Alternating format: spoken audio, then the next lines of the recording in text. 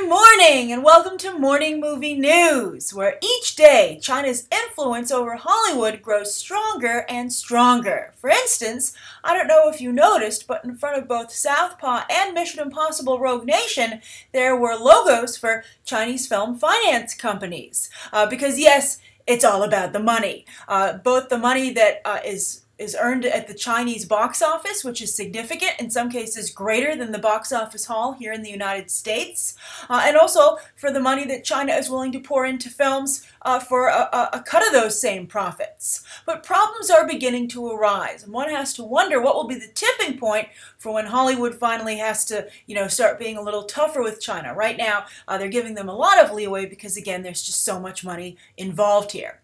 So the initial problem, as some of you I'm sure have seen, were the reports that China was a little bit slow to pay out what the percentage of the gross that was supposed to go back to Hollywood.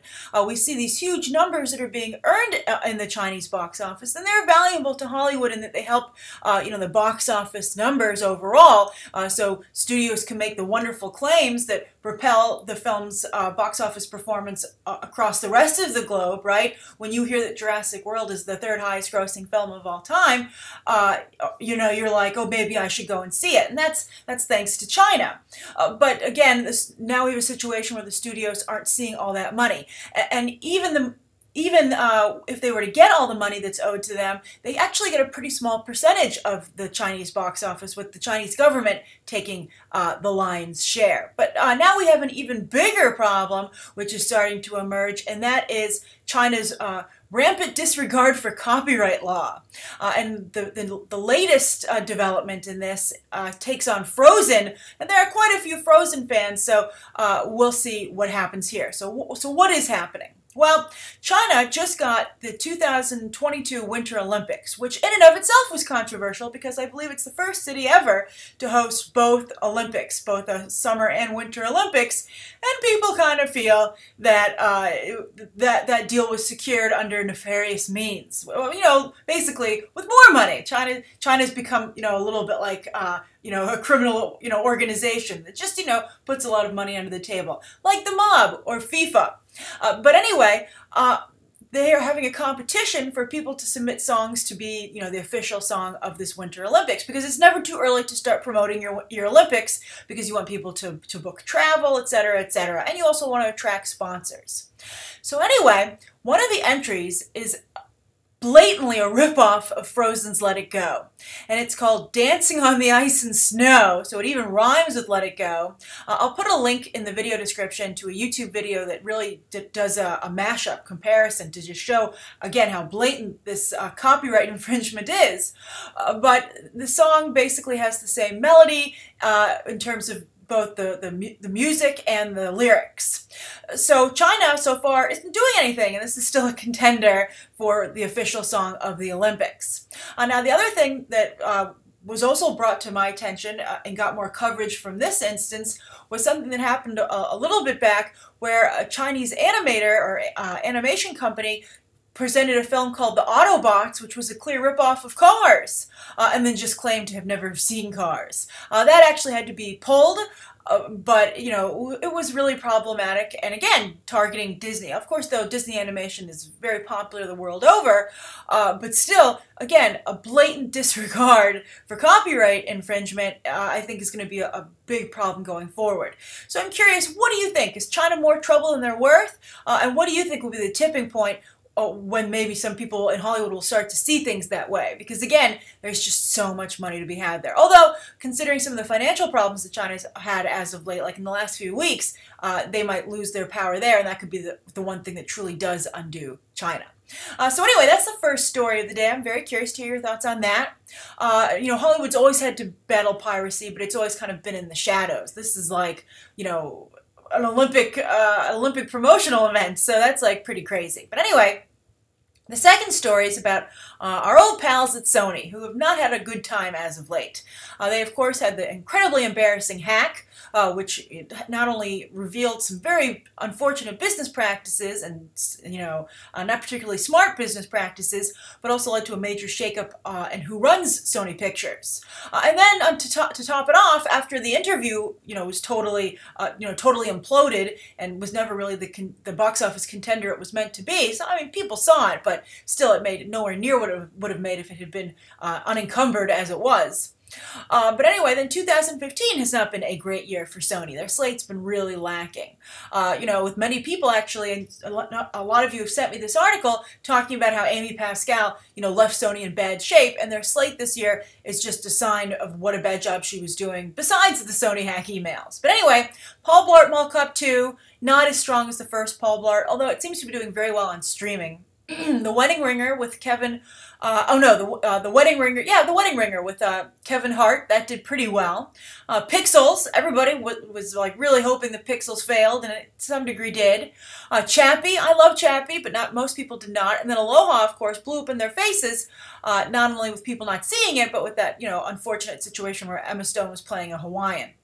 As for the rest of the year, they have some pretty good entries, but nothing major. They have Hotel Transylvania 2, which we'll see how that fares at the box office. They have The Walk with Joseph Gordon-Levitt from Robert Zemeckis. We'll see if that does end up being an awards contender. The Goosebumps movie, who knows what's going to happen there. Spectre, I hope that does well. It looks very good, but this has been a big year for spy movies, and Spectre will be the last one in the door. And then The Night Before, again with Seth Rogen, but, I reviewed that trailer recently, and while I think the movie looks pretty good, I don't think it looks like a strong box office contender. And then, a film I'm very interested in, and I'm curious to see, though, how it does, because I think there's going to be a really strong lobby against it, and that's the Concussion movie starring Will Smith, which is really going to go after the NFL and the safety of the players. But the reason we're talking about Sony today is because they announced their 2016 through 2017 slate with one film set for 2019 that's unbelievably impressive. Like, wow, like Sony is getting ready to bring the box office pain. Like, look out, Universal, you're not the only one who can have an amazing slate of movies. So let's go over the highlights. So for 2016, Ghostbusters has moved to July 15th, 2016. I believe it was going to be a June release before, but this is perhaps maybe hopefully obviously more competitive date or they wouldn't have moved it. Then Patient Zero comes out in September 2016 for Labor Day basically, which means it's probably not very good, but this is the Matt Smith, Natalie Dormer movie, so there'll be some fan interest in that for sure. Then The Magnificent Seven, this is really interesting. This is like a very hotly anticipated remake. It's got Denzel Washington, it's got Chris Pratt, it's got Ethan Hawke, it's got Byung-hun Lee, although some of you are saying that he has a little bit of a personal scandal back home in South Korea, so he might not still be the box office draw that he was before. But anyway, that's being released in late September 2016, so I guess they want it to be maybe an awards contender, but that just seems like, but they don't feel like they can compete in the thick of awards season. That's a very weird release date for a movie that should be very competitive. Then Underworld 5 for October 21st, 2016. That's a good release date for it. That, of course, taps into the holiday movie season. Passengers, that's the Chris Pratt, Jennifer Lawrence movie that they obviously feel is not only going to be a box office contender, but an awards contender, because it's getting a December 21st, 2016 release. That's crazy. That's going to be a very competitive date. And then Sony is releasing their Jumanji remake just a few days later on Christmas Day. So they're really going to go head to head, and they obviously feel those movies have different audiences. But that's a very strong slate for 2016. Then 2017, man, you ain't seen nothing yet. They're going to finally have The Dark Tower. They're setting that for January 13th, 2017. That's a very weird release date. They're like, we already know it's going to suck, but we're making it anyway. But we'll see. January has done very well for January and February have kind of done a little bit, well for animated films. So, and don't forget that American Sniper was a January release and did very well. And then of course, February has actually become a hot movie month with Kingsman and 50 Shades, etc. But then anyway, Resident Evil 6 is set for later in January 27th, 2017. Then Bad Boys 3 is set for February 17th, 2017, with the fourth installment set for the July 4th holiday in 2019. So Sony's clearly getting back into the Bad Boys business in a big way. Then Baby Driver. This is a March 17th, 2017 release. This is the Edgar Wright film. It's going to star Ansel Elgort and Lily James from Cinderella. I think that that's a pretty strong lineup, and Sony must be feeling pretty good about it to give it that March release date. March has become a pretty darn good month. But, you know, Edgar Wright certainly could use the win. Then a Barbie movie for June 2nd, 2017, so that's coming. Then Uncharted has been moved back to June 30th, 2017. That's the hotly anticipated video game adaptation. That we'll see. We'll believe it when we see it, right? And then again, of course, Bad Boys 4 set for July 2019. So I think that's a very good slate. I'm curious to what you're the most interested in, what movie that you're excited to see there. And I'll be really curious to see how Sony's able to perform here, because they have a really interesting mix of both brands, star-driven content, but then also, you know, movies kind of like out of left field that are new. Like, I feel like Passengers is a little risky. I think Baby Driver is very interesting. And so I'm curious to see how it all shakes out. So that's the second story of the day. Now, the third story of the day is about Broadway, which has become really movie-centric these days. I was thinking of going to see a show for the upcoming holiday season with my family, so we went and we looked at a list of upcoming productions coming to the Great White Way. And wouldn't you know, they were almost all movie adaptations. And I think that tourism has really overtaken Broadway, because there's so much money to be made, obviously, with a commercially friendly show, that, you know, you're not seeing so much original plays being made, but, you know, again, just like with some movies, just like in the movie industry, recognized brands which people feel a little bit better making such a big investment in. Theater is much more expensive than going to the movies, and you're starting to see it perhaps have a bit of a negative effect. But also, not only is there a lot of movies being adapted to Broadway, but a lot of movie talent is going to Broadway, just like they're going to TV. Bruce Willis, for instance, is going to star in Misery on Broadway this holiday season. I'm contemplating whether or not I want to see that. I'm not sure. But anyway, the latest person to go to Broadway, and that's the focus of our third story today, is Adam McKay and Funny or Die, believe it or not. And what they've done is they're teaming up with Archie Comics to do Archie the Musical. And Roberto Aguirre-Sacasa, who tried to help turn around Spider-Man Turn Off the Dark, but also worked on Glee, and was also the chief creative officer at Archie Comics, because he really injected them with a lot of attention when he started to write, it's still being published, Afterlife with Archie, which is a horror version of Archie Comics, but takes it very seriously. And that's how I hope this musical goes. I know it's from Funny or Die and Adam McKay, but I hope that it doesn't lampoon the Archie characters. I hope that it just does something funny with them, but it's still respectful. I'm also curious, because of Roberto Aguirre-Sacasa's involvement, if this will be maybe genre-y. Maybe it will be an Afterlife with Archie type of project, also like their Sabrina comic, which is a little dark and edgy. I'm not quite sure what direction they're going to go in, and they haven't said anything. They've just made the general announcement, but it's definitely piqued my interest. Also, it ties in with a very aggressive rebranding campaign by Archie Comics in general, not just with the Afterlife with Archie and Sabrina, you know, horror comics, but also the relaunch of Archie with Mark Waid writing and Fiona Staples writing. And I actually really enjoyed that issue. I thought it was very good, and I thought the way Mark Waid was able to reimagine the Betty, Archie, and Veronica dynamic was pretty darn clever, and I think works a little bit stronger for today's more mature audience and also just adult readers in general. I always say you're ready to move on to adult comics when you start to realize that the Archie, Betty, and Veronica situation is ridiculous. But I do think that the comic is a serious improvement, and I'm very curious to see what happens with this Broadway musical. So I'm curious for you, what do you think of Archie Comics, the rebranding of the property? Are they getting you back into Archie Comics, or maybe, you know, you're visiting for them for the first time? And also, what do you think about how entwined Broadway has become with Hollywood? All right, so those are the three stories of the day. On to the viewer question. This comes from Posts on Your Face. So Posts on Your Face says, I was like, oh, that's an interesting username, but then I realized, I'm like, what's it actually say? So that's funny. So Posts on Your Face says, question. Mockingjay Part 1, quote-unquote, underperformed last year due to a less aggressive marketing strategy, to the point where they were still releasing trailers. I think they hadn't really released trailers until September. Why do you think Lionsgate hasn't caught up on that, and that they're really pumping up the campaign for Part 2, which is coming out in 3 months, and whose trailers, even though released earlier, haven't had the same traction as the previous ones? Are they too confident? Because if it debuts at less than 100 million, it's going to be really embarrassing, and most likely will kill the chances of a theme park or the extended world. You know, they want to make more Hunger Games movies, either prequels or spin-offs.